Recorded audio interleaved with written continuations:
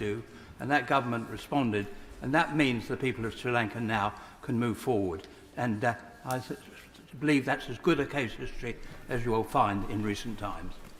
Well, but my noble friend's absolutely right that Sri Lanka is a country that is in debt distress. It has been working through a programme with the IMF. We do wish the new government in Sri Lanka well as they go through this and try and make sure they can build a brighter future for that country. Well, it's one of the things Andrew Mitchell said in introducing the White Paper was it can't be right that individuals in this country can borrow money at 4% or 5%, and in developing countries where they're addressing such huge issues, the cost of borrowing is so high. So can the Noble Lord tell us what discussions have his officials had regarding private creditors holding low-income country debt? And would he agree with me that a fairer system is needed between private creditors and countries in debt distress? First of all, can I congratulate the Noble Lord on joining a club of which I'm a member, which is being personally sanctioned by Vladimir Putin. It's a badge I wear with honour, and I'm sure he will do. He will do too. It's you're in very good company. I can tell him. I follow these things very closely. He's absolutely right about the importance of making sure that we don't have so many what's known as private sector holdouts that are holding up the vital debt restructuring of countries that get into trouble. What we are trying to do here is use things like collective action clauses that work on bond issues, so you can't hold out against repayment, and also the majority voting provisions in new debt issuances, so you don't have the situation where, as I say, private sector lenders are stopping a country from getting the debt restructuring that they need. I agree with the Foreign Secretary that increasing the capacity of government treasuries and their finance ministries to collect their own revenues, as well as trade facilitation, so that the trade ministries have greater capacity to trade out of poverty. I declare an interest. I co-chair the all-party group on trade out of poverty. Does the Foreign Secretary believe that it was a mistake by some of his predecessors to cut UK support for exactly those processes? And since he's now passionate about this, and I agree with him, will he now restore that funding? Well, what I would say to the Noble Lord is one of the great things that has been done while I was out of government is one of the government's best kept secrets, which is the developing countries trade system that we put in place that is actually more generous to the poorest countries in the world than what the EU does, more generous than what the US does. I think it's one of those generous systems in the world. So in terms of helping countries to trade out of poverty, I think this government's got an excellent record. My Lords,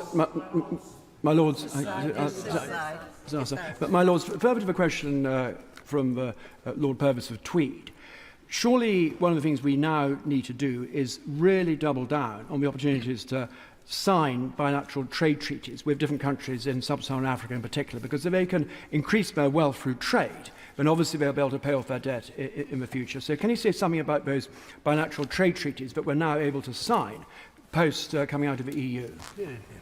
I think the Noble Lord asked an important point, Noble friend asked an important point, which is how we prioritise the trade deals we're trying to do. I think for the poorest countries, the DCTS, the Developing Country Trade System, is there. I think the priorities we've got in terms of trade deals, in terms of India and the Gulf Cooperation Council, which are very complex trade deals where a lot of work has to be done, so we're putting our priority there. So I think that is the right way round. Second question, Baroness Bennett of Manor Castle. My Lords, I beg leave to ask the question standing under my name on the order paper. My Lords, the best way to address the humanitarian situation is by ending the fighting as soon as possible. That is why I've repeatedly said an immediate pause in fighting is necessary. UK aid is saving children's lives. We're doing everything we can to get more aid into Gaza. We've trebled our aid commitment to the occupied Palestinian territories. This includes targeted support for children through our 5.75 million contribution to UNICEF, and children are also benefiting from life-saving food, shelter and health support that we're providing through partnerships with other UN agencies, through NGOs and the Red Crescent societies. I thank the Noble Lord, but surely a pause in fighting is not enough. We need a permanent ceasefire now. But very specifically, I'm sure the Noble Lord is aware of the awful fate of 6-year-old Hind Rajab, calling for help in the midst of the bodies of her dead relatives, who appears to have died with 2 Red Crescent would-be rescuers. Has the government or will the government demand answers from the Israeli government about what happened to Hind and her family and the rescuers? And is the government challenging the Israeli government about the risks to hundreds of thousands of children in Rafah now in the path of the Israeli offensive? Surely it's time to stop all arms shipments to Israel, as an Dutch court has demanded that that state do, and implement targeted sanctions against members of the Israeli leadership, particularly those calling for new settlements in Gaza and on the West Bank.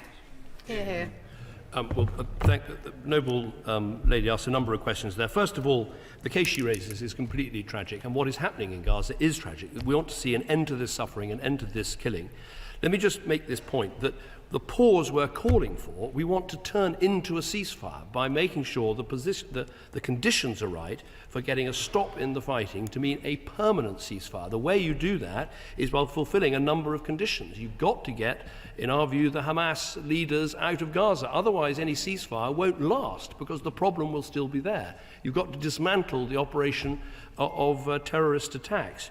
You've got to have a new Palestinian Authority government in place. You've got to give the Palestinian people a political horizon to a better future and a two-state solution. And crucially, you've got to release all of the hostages and do that very quickly. She asked whether we challenge the Israel government over individual episodes. Yes, we absolutely do. I've done that personally with them over, for instance, a building that was bombed that had UK medics and other charities in, and we'll continue to do that as part of the very important process that we go through to judge whether they are in compliance with international humanitarian law. Is my noble friend the Minister aware of any moves by Hamas to protect the children of Gaza?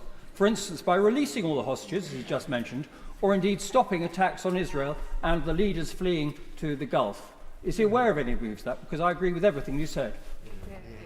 My noble friend makes a very good point. I mean, it's worth remembering that on the 7th of October, 29 children were killed by Hamas and 39 children were taken hostage, and they still remain hostages today. And of course, it's right that in this House we keep asking what else Israel should do, but we should also, at the very same time, say what Hamas should do, which is to lay down their weapons and stop right now. They could stop this fight immediately. That the IDF have suggested that they are in no rush to enter into Rafah and that they will delay possibly until after Ramadan, and that meanwhile the negotiations in Cairo can continue, and that gives a chance for Hamas to release the hostages and for the conflict to stop. Well, that is absolutely right. I believe those discussions are underway, and it's a great pity that they didn't reach that conclusion the last time they were underway. And as I said, that is the best outcome we could seek, which is an immediate stop in the fighting. Let's hope that the stop is for as long as possible. I think that Israel was content to offer a month or 6 weeks in terms of a pause. Then we need the momentum to turn that pause into a permanent ceasefire without a return to the fighting. That should be our goal. But crucially, the pause is necessary to get the aid in and to get the hostages out. To UNICEF. UNICEF have said today that 600,000 children are displaced within Rafah. For the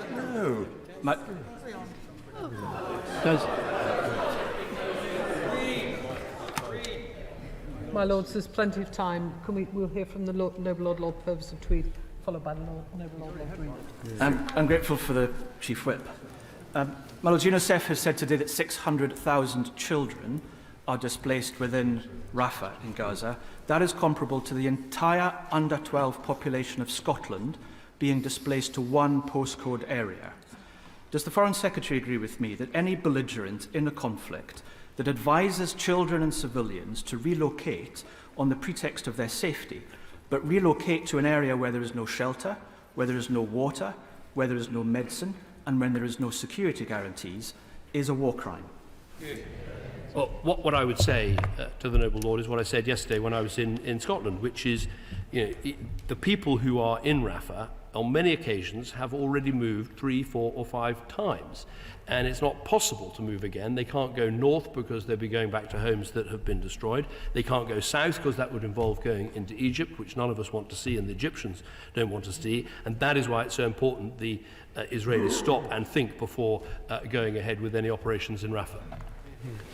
My Lords, Does the Noble Lord, the Foreign Secretary, agree that the huge number of civilian casualties in Gaza is deeply damaging to the reputation of Israel itself? And will he therefore take action to promote a change of strategy by the Israelis, taking up the other measures that he's mentioned? But for so long as so many civilians, thousands of civilians are being killed, then that has to stop. Our view right from the start is that while Israel has a right to defend itself, and the attacks on October the 7th were an appalling attack on Israel, and it's worth remembering it was the biggest pogrom since the Holocaust in terms of the loss of life of Jewish people. We shouldn't forget that.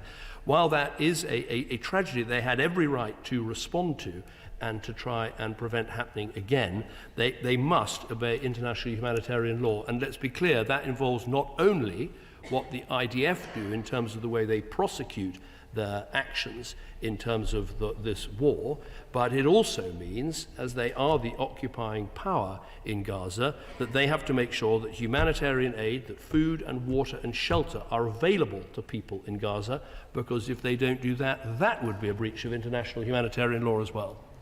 My Lords, the Foreign Secretary is right. The priority has to be securing an immediate, I'd say an extended pause in fighting to ensure we can get aid in, the remaining hostages out, and create room for a long-term sustainable ceasefire followed by an even longer-term resolution. But there are currently almost 1.5 million displaced Palestinians in Rafah, and it's the main route for humanitarian aid. Any further Israeli offensive in Rafah will be catastrophic. Now, my Lords, the situation is getting more urgent by the hour. I know he's been working to establish a contact group of regional and international leaders who would influence both sides. Is he able to offer any progress on that group or their ability currently to try and influence events? Well, what I can say to the Noble Lady is that at the Munich Security Conference on Friday, there will be a meeting of the key European countries that help to fund the occupied Palestinian territories and the key Arab states and Gulf states that are working to help support a future Palestinian Authority, and we very much hope the Secretary of State for the United States will be there as well. This isn't the yet formation of a contact group. There are a number of countries, particularly in the Arab world, that understandably are nervous about meeting in advance of a proper ceasefire and plan towards a cessation of hostilities. But I think we're on the way to getting this group, which I know she's long called for, up and running. And it's important because there are lots of things we need to start talking about now, whether that is what happens the day after a pause, whether it's about a reconstituted Palestinian Authority, whether it's about this question of how you offer a political horizon to people in the Palestinian territories, or indeed how we deal with Israel's very real security concerns of if there is a pause and then a ceasefire, how do you make sure the people responsible for October the 7th cannot remain in Gaza and the infrastructure of terror is taken down? My Lords, alongside medical aid, thank you. My Lords, alongside medical aid on the ground, one practical step that the government could take with an immediate impact would be to support medical care to children injured in Gaza on a temporary basis in the United Kingdom. I know my noble friend and his department have been looking at this possibility, and I would be grateful if he could update us on progress. Well, I want to thank my noble friend for that. We are looking at Project Pure Hope. We're looking very closely at this. Is it possible to take the people in greatest need and bring them to British hospitals, as we've done in the past? I think, I would say, the early work we've done is to say that there's much we can do in the region, and we should probably do that first. So helping in the field hospitals that have been established, helping to send medical teams to referral hospitals that are being used in the region, supporting organisations like Medical Aid for Palestinians. Now, if that leads to the identification of specific cases where actually they would be better off taking that long journey back to Britain and going to Great Ormond Street or elsewhere, then we certainly don't rule that out, and we'll continue to look at it. Third question, Lord Walmsley. Thank you. I beg leave to ask a question standing in my name on the order paper. My Lords, AUKUS is an unprecedented partnership that is central to delivering security and prosperity for the UK and our partners in the Indo-Pacific and the Euro-Atlantic. We're making significant progress to deliver nuclear-powered submarines for the UK and Australia, and we're deepening cooperation on cutting-edge military technologies. We're breaking down barriers to defence trade, and we're delivering benefits at home, securing £4 billion of contracts for British companies and generating thousands of jobs, including in Derby and, I'm pleased to say, Barrow-in-Furness. I thank the Noble Lord for that answer. As he rightly says, this is a landmark security partnership that requires a sustained commitment from multiple governments over years, indeed decades. So what is the Foreign Secretary doing to ensure that the focus of his department and the whole government can remain on this despite the ongoing rolling crises in other areas? And in particular, how can he prioritise the diplomatic work which is needed to ensure that the US can make progress on ITAR reform that can enable the technological industrial cooperation that is necessary to deter our common adversary? Well, what I would say is on how the government coordinates this at a time when there are many distractions, the National Security Council is playing a role at bringing together all the ways we can support Team Barrow, as it were, to make sure that there's support for education and for skills and for housing and for transport and all that's going to be needed to scale up this production effort as we go from 11,000 people employed building submarines to 17,000. On the specific issue of ITAR, which has been a troubling issue that British governments have had to deal with American governments for decades, I mean, it's essential that AUKUS partners can trade freely between each other in defence equipment. And I'm pleased to say we have made some real progress. I met Secretary Blinken in early December, and on the 22nd of December, President Biden signed the US National Defence Authorization Act, which enables license-free trade between the AUKUS countries, and we're working with the State Department on the technical details to make sure that really happens.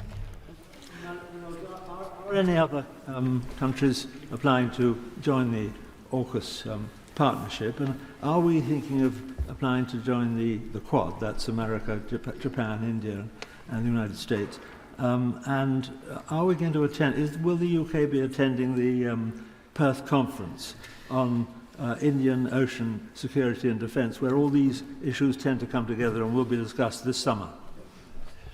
On the last point, I think I'm right in saying that one of my ministerial colleagues will be attending the Perth Conference because it is very important.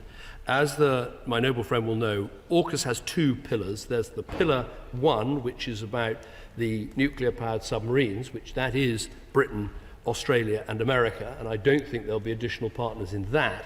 But there is pillar two, which is looking at advanced military technology for the future. And there we are open to ideas of other countries, possibly Canada, people have mentioned, or Japan, who might want to join into Pillar 2 because that is going to be about defence equipment for the future. The point he makes about the Quad is very important. We would say this is complementary to that activity. My Lords, when AUKUS was first announced, the suggestion, at least from the MOD, seemed to be that somehow the United Kingdom had just slipped into an agreement with Australia over the nuclear submarines. But clearly, as the Secretary of State has pointed out, there is also the wider aspect of AUKUS. But does His Majesty's government have a strategic approach to this? Are we simply waiting to see whether other countries, such as Canada, wish to join? Or are we actually planning what we want to do? Because similarly, we have a trilateral agreement with Japan and Italy over fighter jets. Are we just being ad hoc, or is there a real strategy here for our security? I would say to the noble lady, this is a deeply strategic approach. I mean, first of all, it fits into a tilt to the Indo-Pacific, where you can see we've signed the Hiroshima Accords with Japan. We have a new status at ASEAN. We have very strong partnerships with India. And, of course, now we've got AUKUS, which is a defence stature that puts us in with Australia and America in a very strategic way. In terms of the partners, as I said, for Pillar 2, I think, yes, of course, we would welcome others to come, but in each occasion we'll have to ask what will they bring, and is it the right thing, and is it the right country, and is it the right fit? But the strategic move of AUKUS, I think, is incredibly powerful. My Lords, another member of the club of those on Mr. Putin's blacklist. While welcoming the AUKUS agreement, would the Minister accept that the handling with the French was pretty catastrophic, and that France is a major Indo-Pacific power, and that now, when perhaps those bruises have healed somewhat, there is time to work with the French as well in the Indo-Pacific area, where they have a great deal to contribute. I think that my noble friend makes a good point, which is that ultimately Britain and France should work to cooperate as closely as we can, because we are similar-sized powers with similar-sized militaries and similar-sized global ambitions, and that's what the Lancaster House Agreement that he did so much to bring about was all about. I think what I would say to French partners now looking at this is what AUKUS does for UK capacity is make sure that we are going to replace the Astute submarines, which are incredibly high-tech and successful, with a new generation AUKUS submarine, and so the funding and the capacity is in place for that, so we're assuring our future. And I think that is actually good for France, because we can then work with them about talking about how they're going to secure their future for their submarine programme. My Lords, nobody has yet mentioned China, so allow me to do so. Would my noble friend agree that it's very important that we should continue to talk with China and find as many areas and expand on as many areas of agreement as possible? But isn't it in all this discussion possible to focus too narrowly on the threat of China? Should we not be doing more to embrace the democracies in Asia, Japan, India, Malaysia, South Korea, who are already more populous than China, who are growing economically much faster than China, and who in a few years' time will be economically far more powerful than China is? Well, I very much agree with my noble friend. I think you can do both those things. It is important that we have a relationship with China. There are many disagreements we have.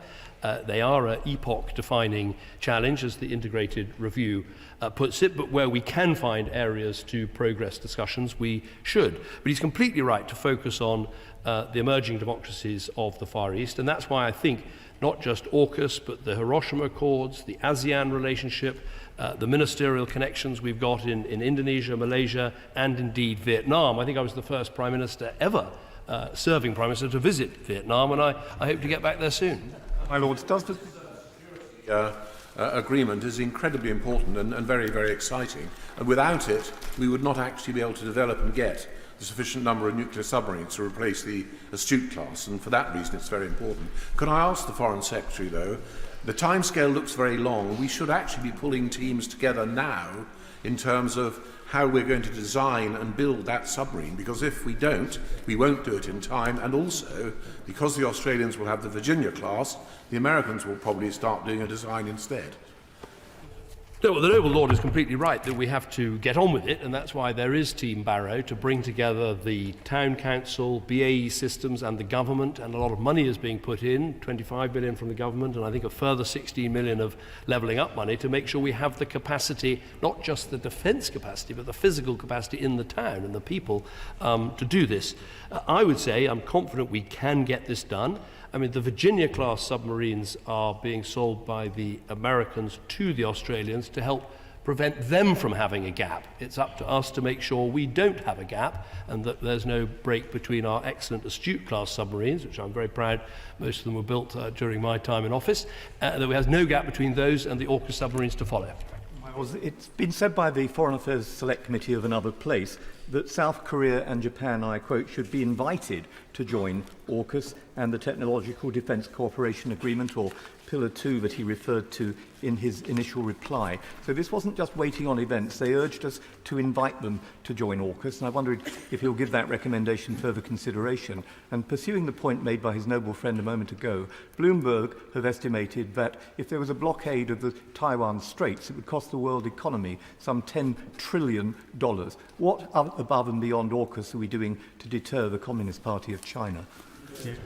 Well, one of the things we're doing, more generally, is stressing the importance of the freedom of navigation. And that lies behind the action that we're taking in the Red Sea. And I'm going to be hopefully holding some discussions with Chinese counterparts in days to come, where I think we'll be asking them, given the importance of trade to China, that they should be as fully supportive of freedom of navigation as we are, because that matters wherever you are in the world, including the Taiwan Straits.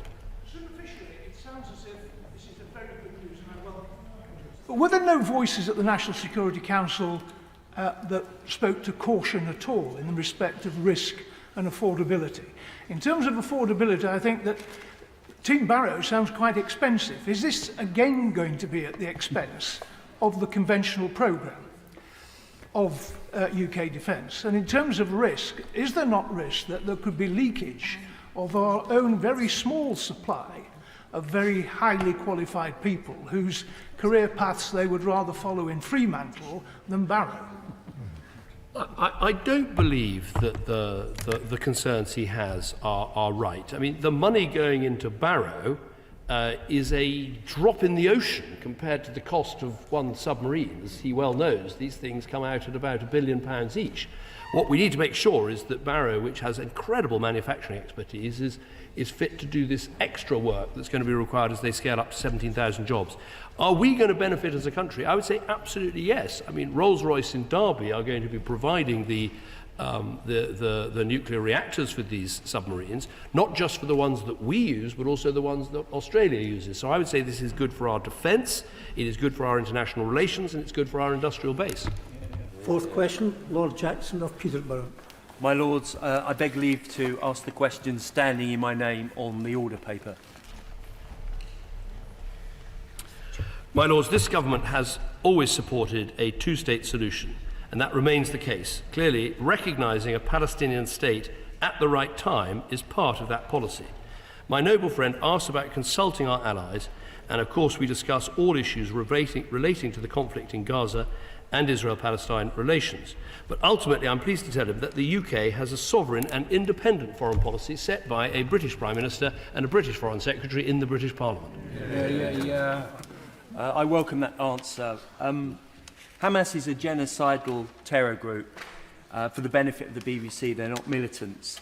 The Palestinian Authority has lost control of large cities in the West Bank to Iranian-backed terror groups, openly pays salaries to convicted terrorists, and is deeply corrupt and repressive.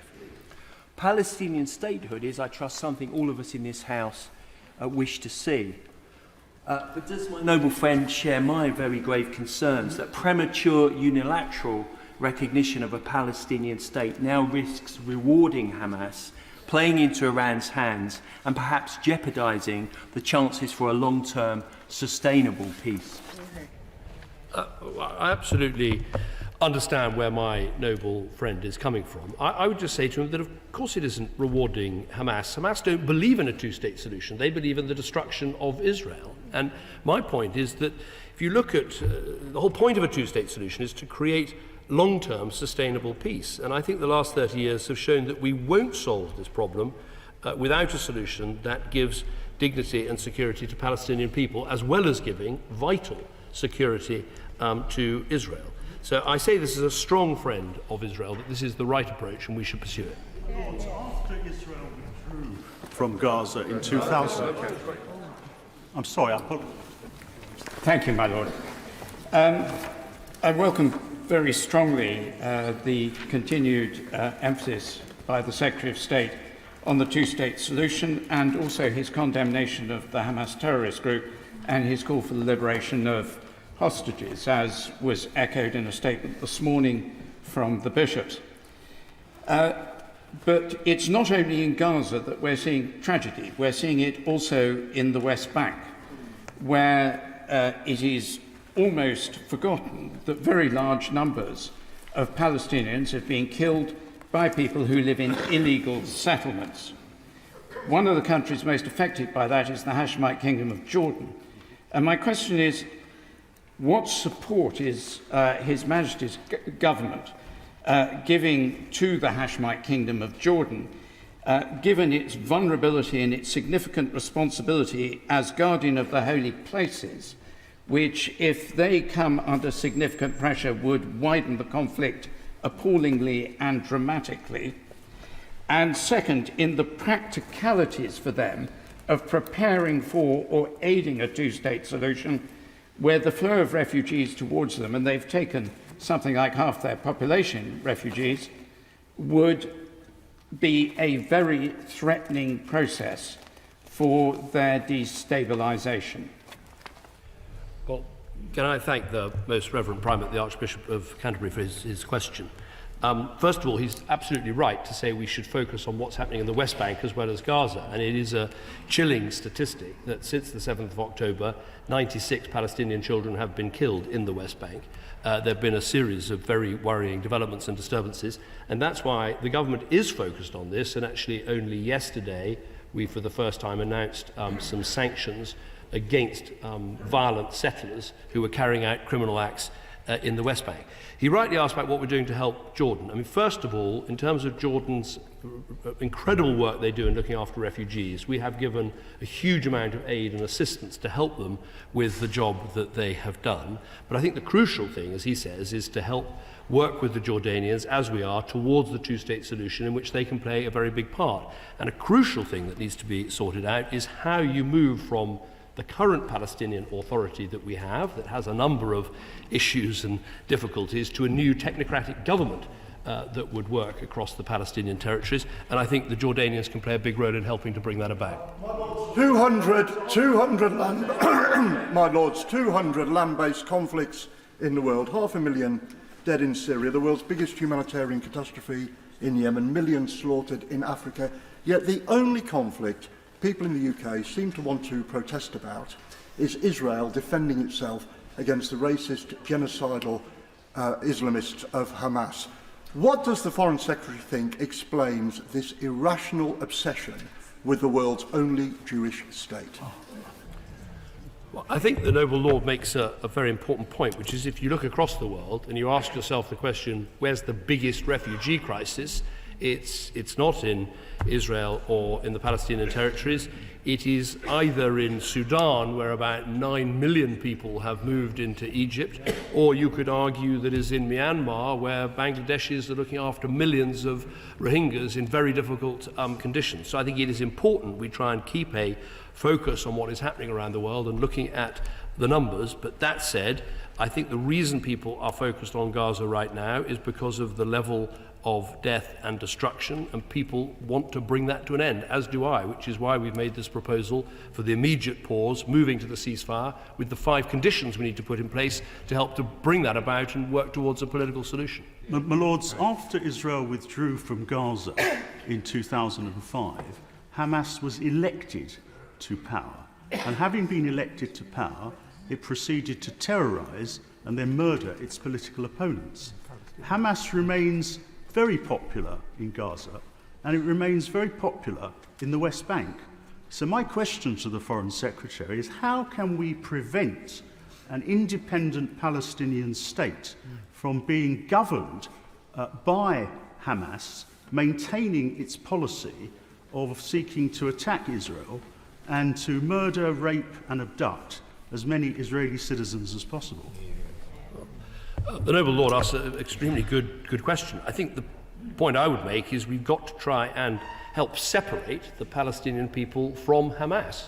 And one of the best ways of doing that, apart from making sure that, as I've said, our conditions should include the Hamas leadership leaving Gaza, the dismantling of the terrorist infrastructure, the other way of doing that is to offer Palestinian people, not Hamas, because they're not interested in a two-state solution, but offering the Palestinian people a route to better governance with a reformed Palestinian Authority and the long-term horizon of a two-state solution to give them the dignity and security that they crave and that would help to bring about peace in the region. My Lord. When the made the original statement, he was very clear that we need to show irreversible progress towards a two-state solution, something that we, both sides of this House, have talked about for a long time. Now, my right honourable friend David Lammy welcomed the Noble Lord's comments, arguing that recognition should not wait for the final status agreement, but should be part of efforts to achieve one. Now, the Noble Lord, I asked the Noble Lord, Lord Ahmed, the day after his comments, what were we doing to translate your desire into discussions with our allies, particularly at the United Nations, and how do we give that hope a sense of reality? Well, what Lord Ahmed and I are doing, and we are virtually joined at the hip when we're not travelling separately to the region, is going to talk to all of the partners in the region about how you work towards making this a reality. And the point I would make to him is recognition is obviously part of a two-state solution. And it's something that should help with the momentum. The point I've been making is that it should not be the first thing that we do. I think that would take the pressure off the Palestinians to reform and the things that need to happen in the Palestinian Authority. But just because it doesn't happen at the beginning doesn't mean it has to wait right till the end. And I think one of the things that is beginning to change, which I think is hopeful, is the American posture up to now has been that recognition can only come when Israel and Palestine agree on the creation of a Palestinian state. Now, if you do that, you do effectively give Israel a veto over a Palestinian state, and I think that's the opposite of creating the sort of unstoppable momentum towards a two-state solution that we all want to see. Regardless of whether or not there is to be He's had your ready. No, he hasn't. Can I welcome the Foreign Secretary's comments with regards to the flexibility of recognising the State of Palestine before that there is a full agreement with the State of Israel? I declare that I will be travelling to Jerusalem, Tel Aviv and Ramallah from tomorrow night.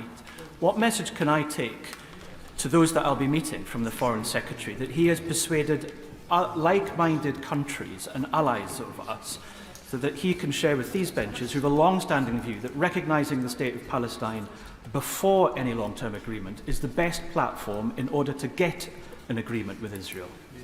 Well, what I can say to the noble lord is that after I made my statement, which is absolutely in line with our long-standing policy that recognition should come when it gives the maximum impetus and input to a solution, after that, the Americans announced that they were re-examining their policy and looking at options to see if they could examine how best recognition could play a part in bringing a two-state solution about.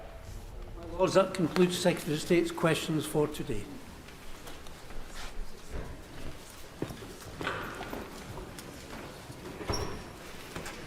Business of the House, the Lord Privy Seal. My Lords, I beg to move the motion standing in my name on the order paper.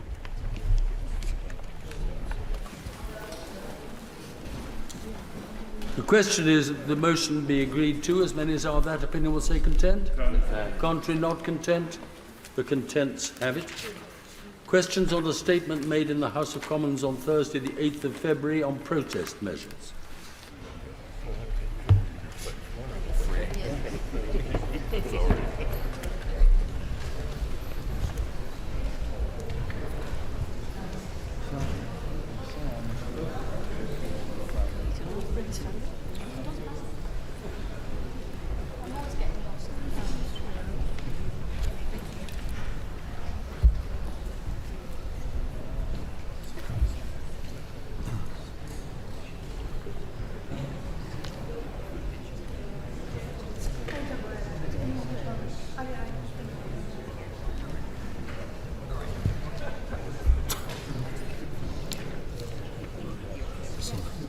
Anyway, there we go. My Lords, can I thank the noble Lord for this repeat of the government's statement on protest measures from last week. It is important to start such a statement by thanking the police for all the work they are doing to maintain public order across the country. We know that many officers are having to give up rest days to police protests, and these demands are growing. So can the Minister start by outlining how resources are being allocated to support this demand and what its impact has been on neighbourhood policing?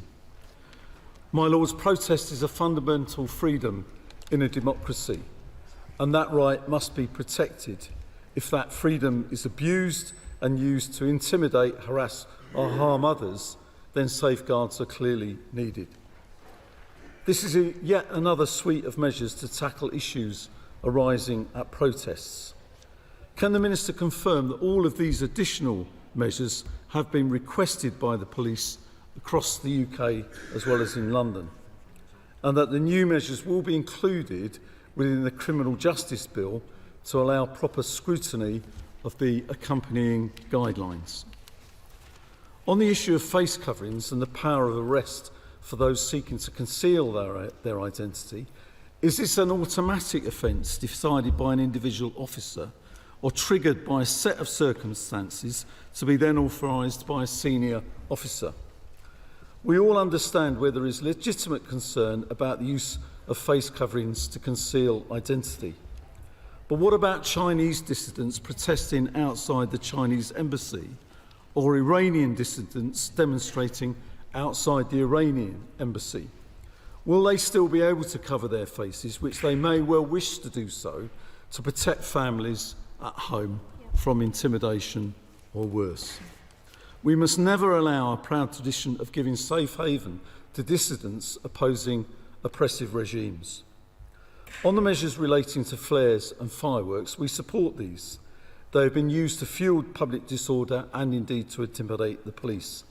Can the noble lords say anything about how this will be enforced in protests, sometimes involving thousands? And on our war memorials, they rightly hold a special place in the collective affection and respect of our own nation. They remember those who made the ultimate sacrifice to protect the very freedoms that a very small number of people would seek to desecrate. This sparked understandable outrage across the country, including personally for me, as my uncle, who I am named after, who was killed on D-Day. His name is proudly remembered on a war memorial close to his home village of Cheldon in the Devon town of Chumley, in the former constituency of the noble Lord, Lord Swire, or nearby, anyway. To think that or other war memorials were under threat or even defaced is unthinkable. Can the noble Lord outline how it's expected that new measure included in the forthcoming bill will work in practice? It did, however, also raise the issue of the definition of hateful extremism. This is being looked at by the government and work is ongoing. And I wonder whether the noble Lord could update us on what progress is being made by the government with respect to this and when we can expect any statement by the government. My lords, of course, the police need the necessary laws to police protest and, importantly, also have the confidence to use them.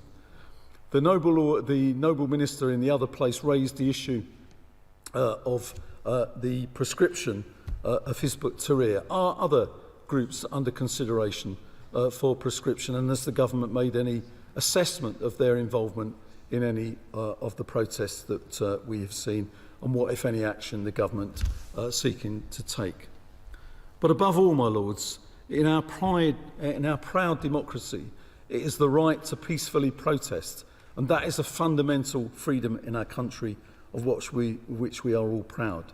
It must not be abused, but it must not be curbed unnecessarily either, and the right balance must be struck between safeguarding that right to protest and the important duty to safeguard the public. My Lords, I appreciate the government